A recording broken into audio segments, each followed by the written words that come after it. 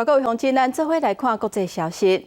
美国将总统 Trump 因为落任了后，伊甲真侪白宫的机密文件摕走，藏伫因兜，即马去互联邦法院起诉7项罪名。这是美国头一个去互联邦法院告的前总统。Trump 讲，这又阁是为着要阻挡伊选举设计的骗局。 美国前总统川普搁再互人起诉，伊切白伫家己创造的社群平台连续写文章，表示收到起诉的通知，13下晡3点要伫迈阿密联邦法院出庭，指控这是政治力为了阻挡伊搁选2024的总统大选攻击。And they go after him on a boxes hoax, just like the Russia hoax and all of the others. This has been going on for 7 years. They can't stop.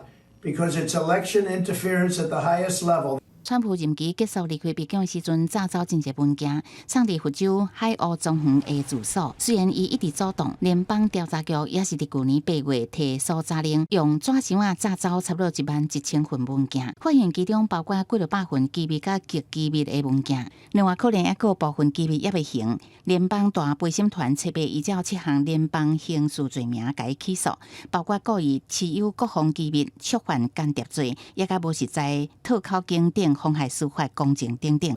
So the mishandling or what we call the willful retention of national defense information and obstruction are felonies that carry years in prison. 川普是美国历史上头一个互联邦起诉的卸任总统。今年4月，纽约地方检察官阁因为伊付予名称丹尼尔斯真侪封口费，指控伊假造商业记录34项罪名。预定明年3月初选季出庭受审。机密文件案的调查是司法部长杰兰德任命特别检察官史密斯进行的。 拜登总统讲，家己毋捌对司法部落指导棋，不过共和党这边拢写文章支持川普。众议院议长麦卡锡是讲，总统起诉挑战家己的候选人是美国黑暗的一天。